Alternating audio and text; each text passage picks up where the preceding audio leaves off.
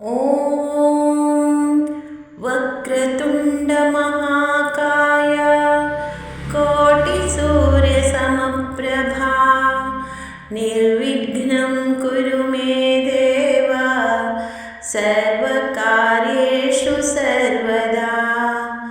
ॐ गं गणपतये नमः। ॐ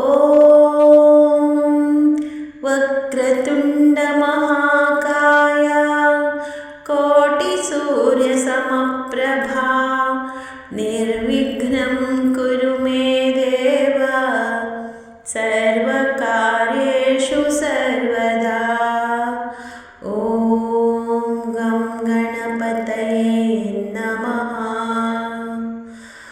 ॐ वक्रतुण्ड महाकाय कोटिसूर्यसमप्रभा निर्विघ्नं कुरु मे देव सर्वकार्येषु सर्वदा।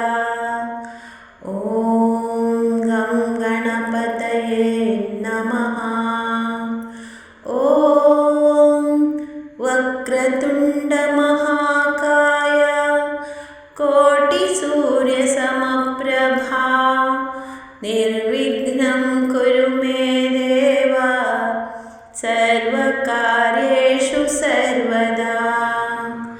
ॐ गं गणपतये नमः। ॐ वक्रतुण्ड महाकाय कोटिसूर्यसमप्रभा निर्विघ्नं कुरु मे देव सर्वकार्येषु सर्वदा।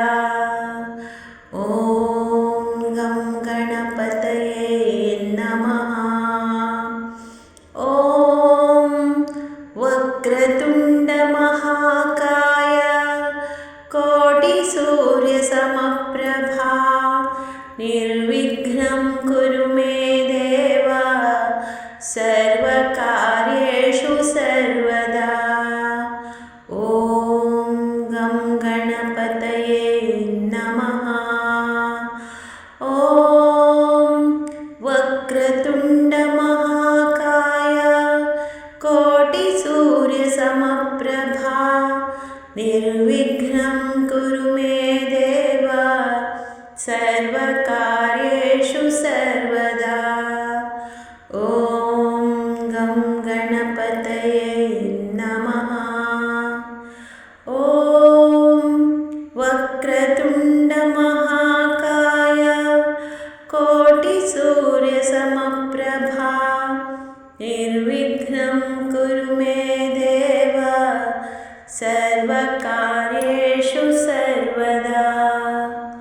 ॐ गं गणपतये नमः। ॐ वक्रतुण्ड महाकाय कोटिसूर्यसमप्रभा निर्विघ्नं कुरु मे देव सर्वकार्येषु सर्वदा। ॐ गं गणपतये नमः। ॐ वक्रतुण्ड महाकाय कोटिसूर्यसमप्रभा निर्विघ्नं कुरु मे देव सर्वकार्येषु सर्वदा। ॐ गं गणपतये नमः। ॐ वक्रतुण्ड महाकाय कोटिसूर्यसमप्रभा निर्विघ्नं कुरु मे देव सर्वकार्येषु सर्वदा। ॐ गं गणपतये नमः। ॐ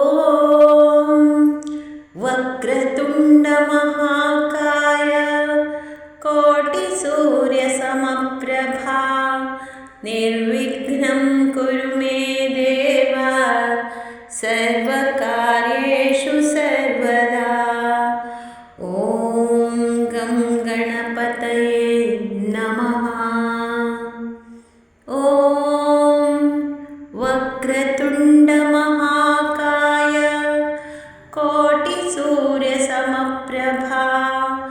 निर्विघ्नं कुरु मे देव सर्वकार्येषु सर्वदा।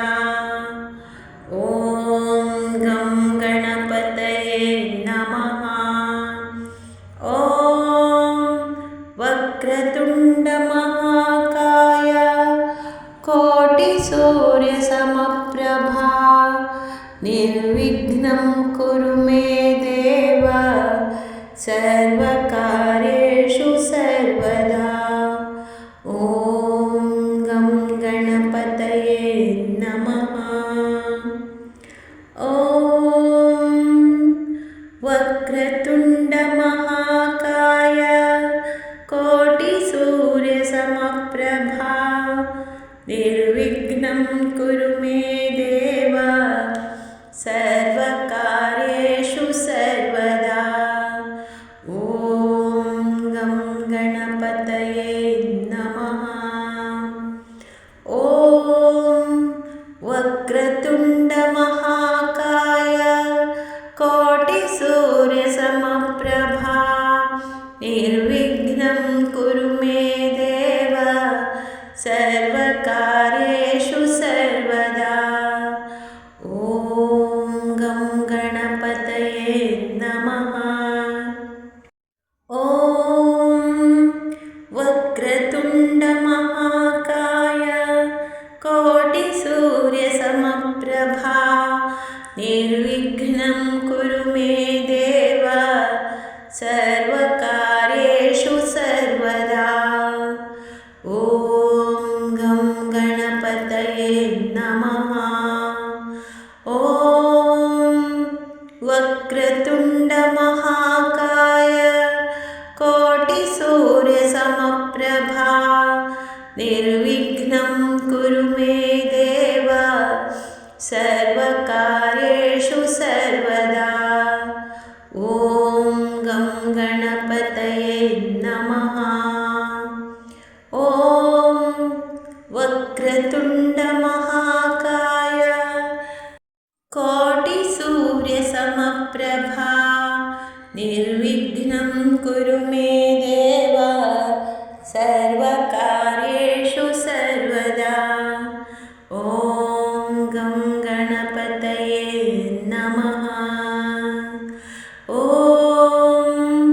वक्रतुण्डमहाकाय कोटिसूर्यसमप्रभा निर्विघ्नं कुरु मे देव सर्वकार्येषु सर्वदा। ॐ गं गणपतये नमः। ॐ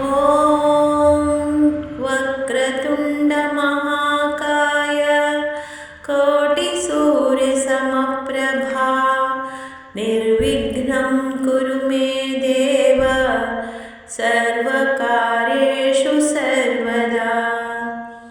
ॐ गं गणपतये नमः। ॐ तत्सत्। सर्वे जनाः सुखिनो भवन्तु।